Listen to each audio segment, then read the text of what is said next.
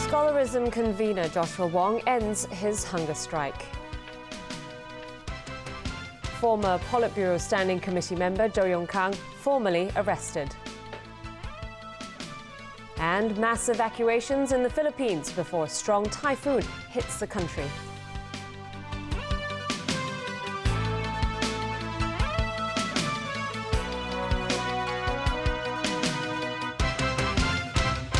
Good evening. Student leader Joshua Wong ended his hunger strike at midday today after going without food for nearly 5 days. Meanwhile, two officials stated the government will not meet with the students to discuss political reform unless the occupation ends. Owen Fong reports. Chief Secretary for Administration Carrie Lam told the press that she had already heard from legislator James Tien regarding the students' wish to have talks with officials on political reform. But the Chief Secretary said it's not possible to restart the five-step political reform process, and she called for an end to the occupation. Elsewhere, Secretary for Constitutional and Mainland Affairs Raymond Tam said now is not the time for the government to enter into dialogue with the students. It is for the overall and long-term benefit of the whole society that the Occupy movement should end peacefully in the near future. So any dialogue that may procrastinate such a peaceful ending of the Occupy movement would only be counterproductive. This came as Joshua Wong, convener of the student group Scholarism, ended his hunger strike after being advised by doctors to do so. This morning, Wong could still be seen in Admiralty, being taken to the Legislative Council building in a wheelchair. He then went back to the occupied area and was attended to by medics. At 3 p.m, Scholarism announced that Wong had ended his hunger strike after 110 hours. Scholarism member Derek Lam said the news wasn't announced earlier because Wong was very weak and they wanted to let him return home undisturbed. Medics in Admiralty said Wong's blood sugar level was very low and his heartbeat was also abnormally fast. Last night, another student, Isabella Low, ended her 90-hour-long hunger strike, also on the advice of doctors. But 3 other students are continuing with their hunger strike. Meanwhile, pro-establishment legislator Jeffrey Lam criticized the students' demands for being unrealistic. So I think the best way forward is clear the road, let Hong Kong people's life back to normal, and then discuss about the constitution reform sensibly. But Charles Mock of the Professional Commons still hopes the government will meet the students in order to resolve the hunger strike. There are limited options left for the Occupy protesters, as the government refuses to budge over their demands. It remains unclear how the movement will progress from the occupation of roads, which is diminishing in strength as court orders to clear out come into effect and the cold weather sets in. Owen Fung, TVB News. It's day 70 of the Occupy movement. You're looking at live shots of Admiralty and the intersection of Argyle Street and Nathan Road in Mong Kok. The police said today they arrested a man on Thursday suspected of sending text messages and inciting people to assemble in Mong Kok and the Legislative Council to participate in illegal activities over Christmas. Meanwhile, more disturbances last night in Mong Kok. Shutters went down on some shop fronts as pro-democracy protesters again gathered there. The crowd dispersed peacefully after repeated warnings from police. Joao de Silva reports. We're shopping for gold, or so claimed protesters in what has become a commonly used tactic after last week's clearance operation in Mong Kok. Standing by a jewellery store on Nathan Road last night, they claimed to want to buy gold ornaments and watches. Shopfront shutters were lowered and police reinforcements arrived to contain the gathering. But still just outside Sintat Plaza, at a minibus stop operated by the company that earlier applied for an injunction against Mong Kok occupiers, protesters surrounded a minibus. They pointed out that the bus was illegally parked and that the driver had the engine running, and they called on police to enforce the law. This triggered a quarrel with the driver, who claimed that protesters not only were preventing him from doing his job, but were also affecting passengers waiting for the bus. police intervened. Protesters were told to move on to the pavement or be charged with obstruction. But by 2 a.m, they were gathering again, this time on Sayung Choi Street South. Increasingly impatient officers gave them a final warning, and gradually the protesters dispersed. Officers stayed on along Argyle Street and Nathan Road to ensure there were no further disturbances. João da Silva, TVB News. A new development in one of the country's biggest corruption scandals. State media has reported that Zhou Yongkang, a former member of the powerful Politburo Standing Committee of the Chinese Communist Party, has been arrested and stripped of his party membership. The most senior figure to come under fire for graft, Zhou has also been accused of leaking state secrets, among a flurry of other offences. According to State TV, the Central Committee's Politburo approved the decision on Friday to expel Zhou Yongkang from the Chinese Communist Party and hand his case over to prosecutors. And the top prosecuting body announced today it has decided to arrest him. In a statement released overnight, the state-run Xinhua news agency said the former Politburo Standing Committee member and security chief seriously violated the party's political, organizational and confidentiality discipline. It accused him of leaking state secrets, the first time such an allegation was made public since a probe into his suspected offences began August last year. Other allegations include taking advantage of his posts to seek profits for others and accepting huge bribes personally and through his family.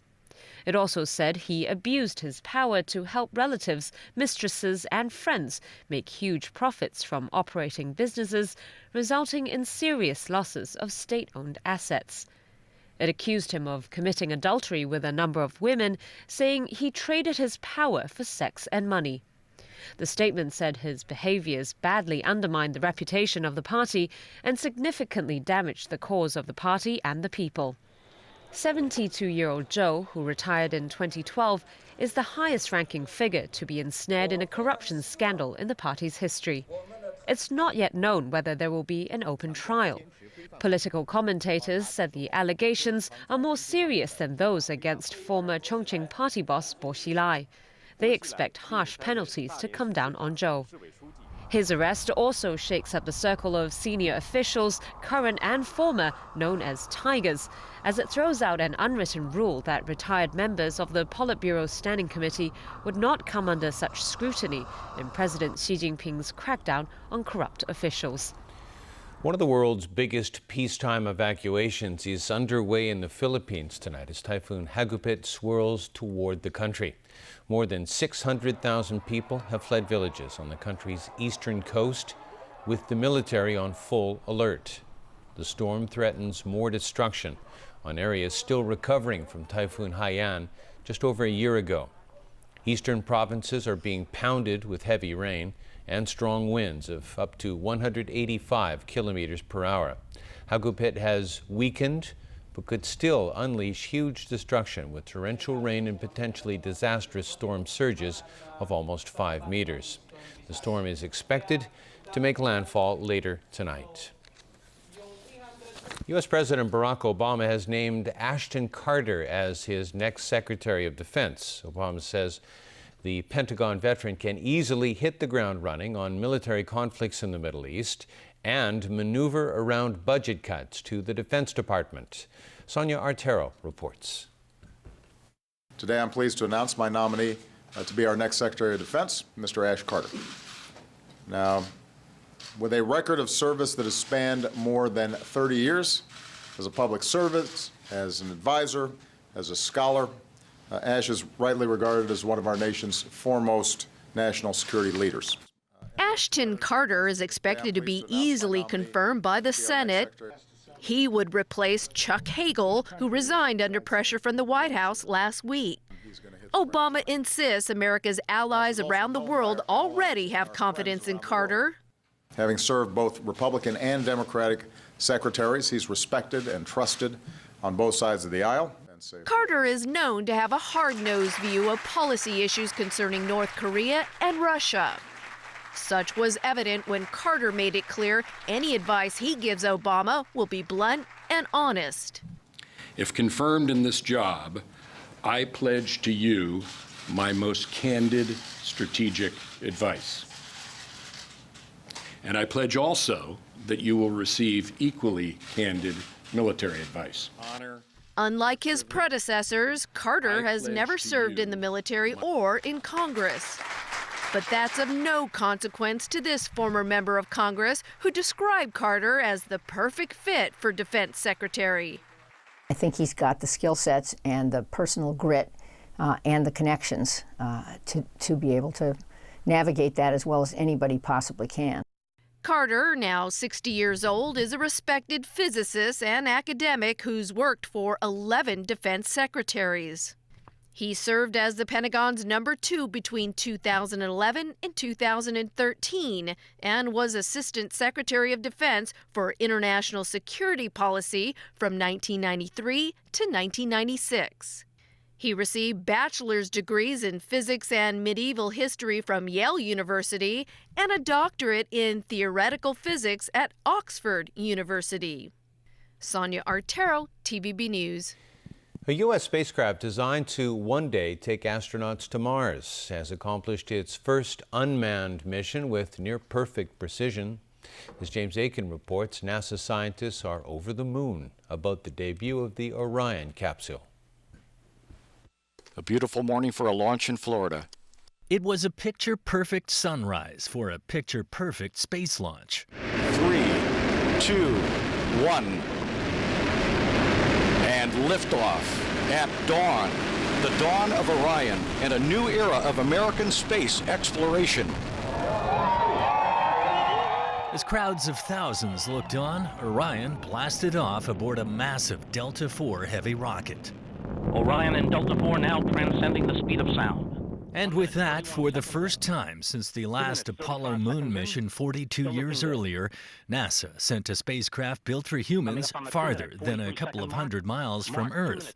And then, as scheduled, just 3 hours later. Splashdown confirmed at 10:29 a.m. Central Time. Orion is back on Earth. America has driven a golden spike as it crosses a bridge into the future. For spectators, it was one of those once-in-a-lifetime moments. You see it, the whole pad light up, and then when it comes off the pad, it's awe-inspiring. It's hard to have a better day than today. For the people who built Orion, it's hard to stop smiling. It was a lot of fun, very exciting. It's a tough environment to fly through. It's tough objectives that we set for this flight. But it appears that Orion and the Delta IV Heavy were nearly flawless. The first new NASA spacecraft since the shuttle ushers in a new era of human exploration. NASA is counting on future Orions to carry astronauts beyond Earth's orbit, to asteroids, and ultimately to Mars. This Orion was unmanned because the riskier parts of the spacecraft, like the heat shield and parachutes, must be rigorously tested before committing a crew. Scientists have begun poring over the data in preparation for the next test phase. But they are also taking time to savor the moment. We started with all the Apollo guys still there.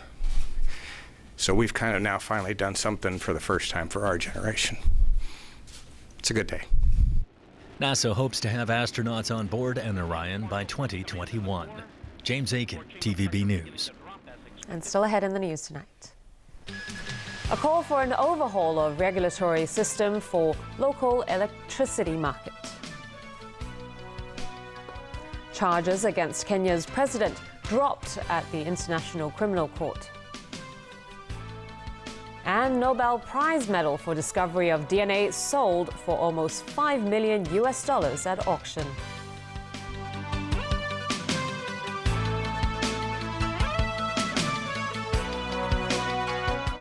It's America's favorite battleground. Today we're here to win you over. Who will be the last one standing? And you just hit the peak. Ready? 1, 2, 3.